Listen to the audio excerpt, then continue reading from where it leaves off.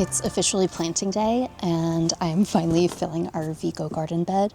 We've just been storing a bunch of cardboard and branches and, yard debris in here to fill it up. This is a little high, but it'll sink down over time. So I'm going to fill this with soil and then plant today, which is super, super exciting. To catch you up to speed, I'm a gardener that lives on less than a quarter acre with my partner and our 3 dogs and 3 cats. While we've been gardening for a couple years now and originally focused on planting over 200 native plants, this is the first year we're really trying to focus on expanding the garden, improving our soil, and getting started creating an eventual food forest. We're picking up this weekend after some futile attempts the past couple of weeks to complete some projects, hoping to slowly progress toward our goals.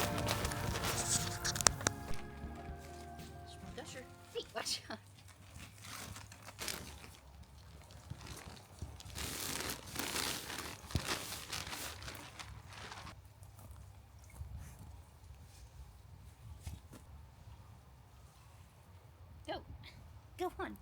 You.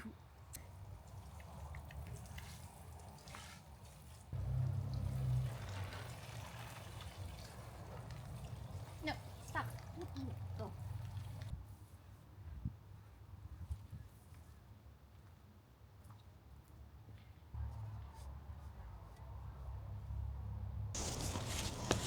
Well, we finally got something done. It feels so good to get the Vego Garden bed full. They gifted that to me back in October, kind of when we were obviously closing down the garden for the season. And so it's just been sitting empty for all of fall and winter. And obviously it's such a simple thing to just fill a garden bed with soil.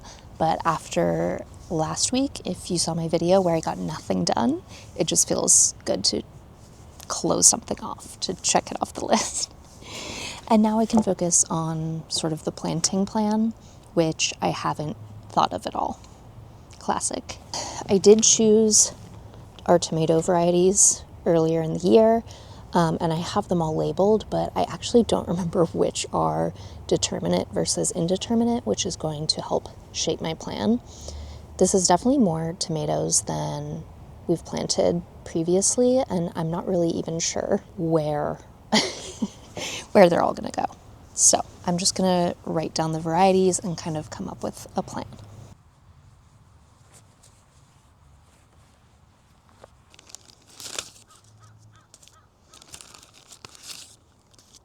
Okay, I think I have them all here. We have pineapple Hawaiian tomato. I'm super excited about this one, from Annie's Heirloom Seeds. An old beef beef maestro. Cherokee purple. This is Sandpoint from, what are they called? Montana Survival Seeds. I got these up in Polbridge in Montana. If you haven't been to Polbridge, look it up. It's really fun. And then Oregon Spring slicing tomato. And I believe I planted the gold nugget, but I don't remember seeing that labeled, so we'll see.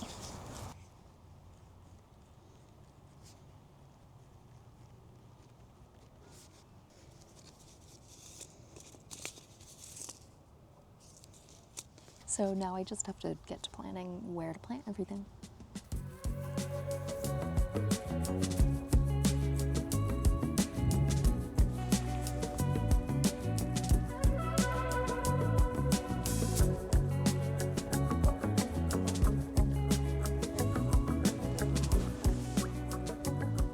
I've decided I'm going to grow butterfly pea flower up this trellis, and in one of our veggie beds, because I think that would be a nice complement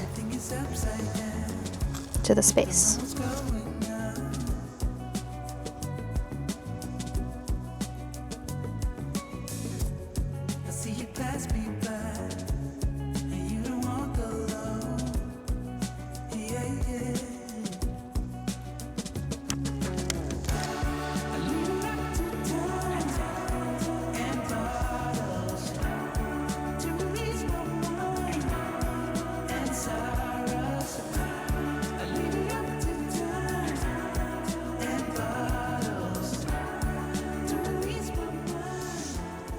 One thing about me as a gardener is that I'm going to ignore plant spacing and I'm not going to overthink my garden plan. People might either love that or hate that, but I remember the first year that I officially gardened, same year I put mint in this bed, I was really overthinking. I had so many seedlings and I was really overthinking how I was going to plant them. I was measuring out the spaces. I wasn't sure if they were strong enough, and it was preventing me from like getting stuff planted on time. I remember my mom came to visit and saw that I had all of these seedlings, and she just told Nate and I, she was just like, just throw them in the bed. Like, who cares? They're gonna survive, and if some don't, it's fine. So I did, and we had such a productive year in the garden. I mean, one of our most productive. That really taught me to just not overthink it, because with gardening and growing stuff, it's like no matter how much you plan, something will go wrong and you're going to learn something new, whether it's something with your soil or a new pest or whatever it is. Each year, you're going to face an issue and you're going to learn from it. And so, especially for beginner gardeners, it's like, don't let perfectionism and overwhelm and overthinking prevent you from starting your garden, because none of it really matters. If you're in a survival situation where you have to grow all of your own food, then fine, it matters and you can be stressed about it, but otherwise just freaking put them in the ground. For example of what I'm talking about is like, I'm planting this many tomatoes way too close together, but it's kind of what I always do. And as long as you kind of keep things pruned as needed and clipped back and they all have airflow, then I haven't had any like fungal issues with my tomatoes at all. I will say usually I pack a lot of other stuff into this bed with my tomatoes, which I think I'm going to do a bit less of. Anywho, I don't have a big property, which is probably pretty clear. I live on 0.17 acre, and we do have a decent, like it feels like a decent sized yard for, you know, a backyard or whatever these days. And that's also why, like, I'm so inspired by people that have small spaces and turn their yards into like full-grown food forests that are super productive. I really have no interest in like claiming to have the goal to be self-sufficient. I feel like I understand what people mean when they say that, but so much of tending to land and growing food is about help from others. And so I feel like the idea, the concept of being self-sufficient is just kind of misinformed, even though I know what people mean. I don't want to feel pressure to have to grow all of my food, like I was saying, like a survival situation. But I think the skills in knowing how are so important, and I have loved learning how to grow things and how to improve soil and steward the land.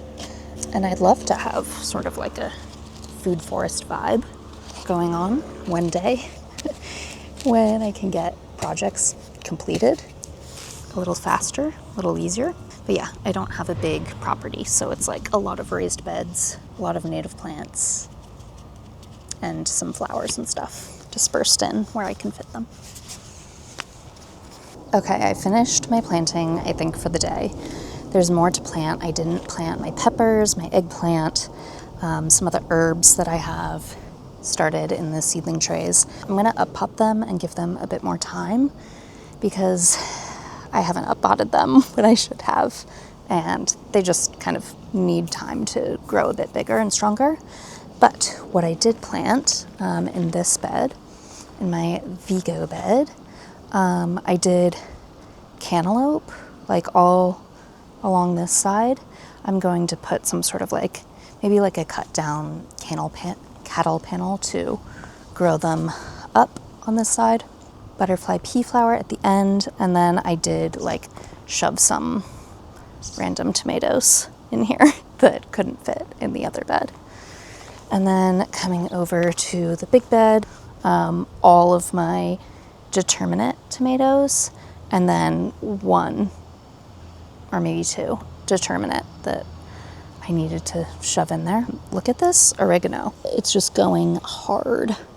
I'm gonna need to cut that back and dry it. And then over here, I have my brassicas and some onions. This is a great example of me ignoring plant spacing. They're like shoved in there. And I like it that way. I forget if I've said this, but the cardboard stack is for converting all of our like garden space using the back to Eden no dig method. So we'll put the cardboard down. We're waiting on our mulch drop and then just like cover all of this grass. And then in this bed we have kind of our Asian greens and a couple things of chard, garlic, this forest of cornflower growing here, and the Vego bed over there. It's coming together.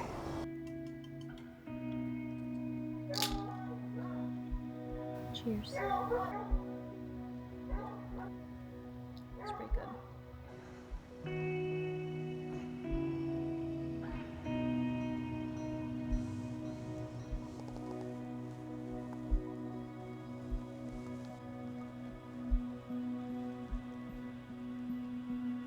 Good morning, happy Sunday. It is a beautiful day here, but it's gonna get hot later. We just went on a nice walk with all of the dogs, and I am going to attempt to finish at least one project in the garden today. I redid the plantings that I had done in some of our beds. I kind of reorganized them so that it would be easier to access all the plants. I'm definitely overplanting most of our garden area this year because we've been down a bed, as you may know if you watched my last vlog, and that is also on the project list still. Anyway, I think things in the garden are better set up to succeed in a lot of the beds, and now I just need to finish all of the things that are remaining incomplete. Also, for the first time ever, we got slime mold, dog vomit slime mold, for those of you that haven't heard of this. It is an absolutely terrifying sight to see in your garden. Turns out it just means that your soil is really healthy and there's organic material to be broken down. I'll put in some pictures of what it looked like before. Absolutely terrifying.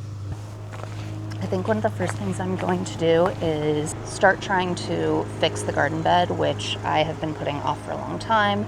It's a wood garden bed that has completely fallen apart, and unfortunately we just need to keep it going throughout the season until we can better replace it, so gotta get started with that. Unfortunately, it's a sad sight to see, and yeah, I'm not proud to have this run-down mess in our yard during the gardening season. We also have all these old hops here, which used to grow over an arch. So these are just kind of in a bush now. I'm gonna attempt to put most of the soil higher up in the bed and away from this broken down rotten part so that I can kind of assess what I can put here that we have in our yard to keep everything in.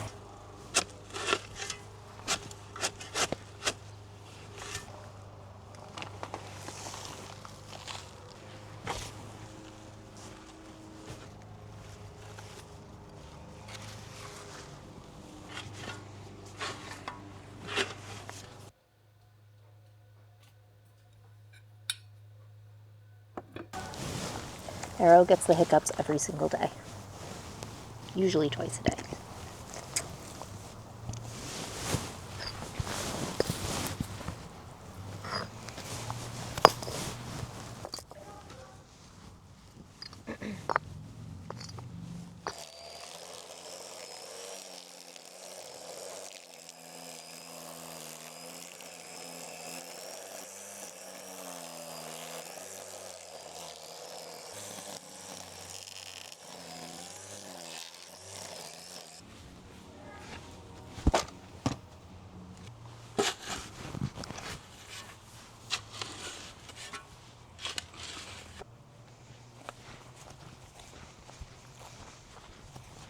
Spider eggs on all of these, of course. I think what I've decided is to use these big pavers and kind of create a wall of them here and then fill in the gap with a bunch of logs that we have cut up. I know it's not going to keep in all the soil, but this only has to last a couple of months, you know, through the growing season, and then we can replace it. So if I lose some soil, that's okay. I'm going to mostly be planting along the edges because we're going to build a cattle panel trellis out of this bed. So let's get going. Gus, get out of here. Go.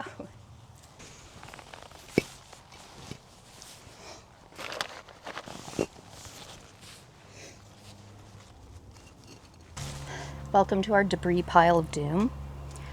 I think I can find something to use here.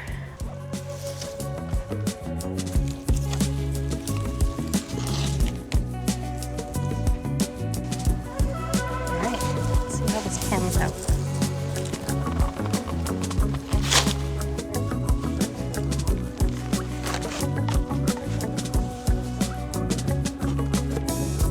Everything is upside down. Don't know what's going on.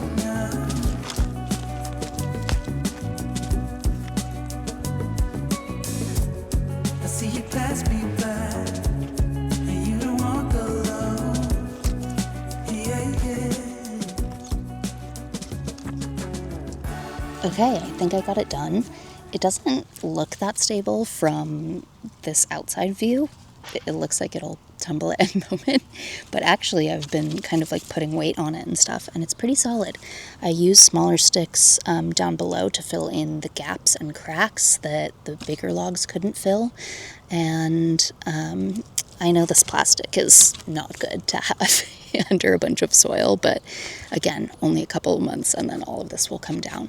Unfortunately, we don't have our next soil delivery yet, so I'm just going to have to kind of level out the soil that we do have and then properly fill it later once we get more soil. We did set up a bunch of pavers, the heavy, bulky ones over here, and so even though this side of the bed is still at a slant, it is supported, so it's not going to tilt out anymore. So I think it'll get the job done.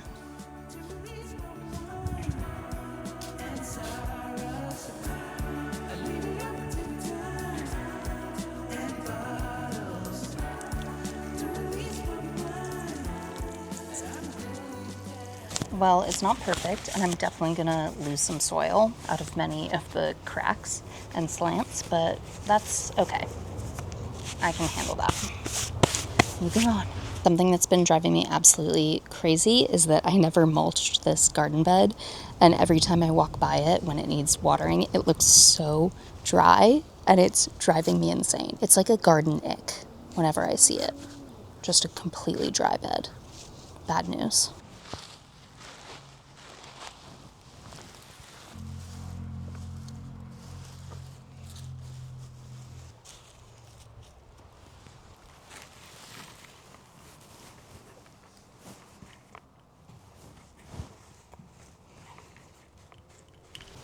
Much better.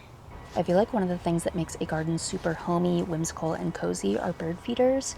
Bringing in living beings to your yard is always a good thing, in my opinion.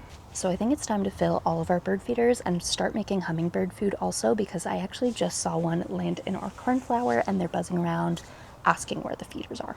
And if you're wondering if our pole is tilted, yes it is. Do I have the capacity to fix that now? No, I don't. We have to be honest with ourselves.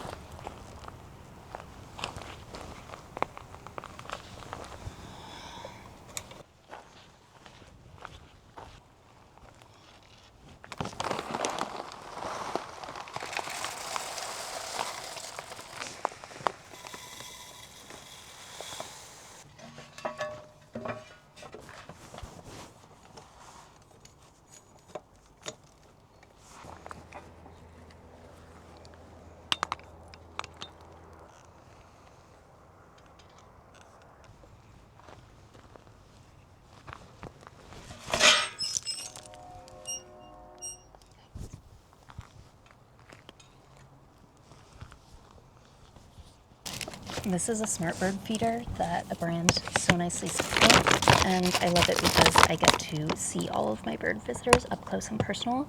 If you're into that, I'll put the link down below. All solar, by the way.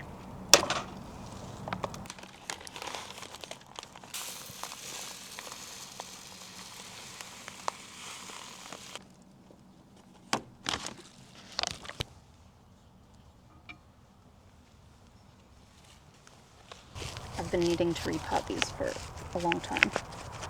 And as you can see, oh my god. And we're gonna plant them up on our balcony off of our bedroom. And they're gonna kind of crawl up over the rails.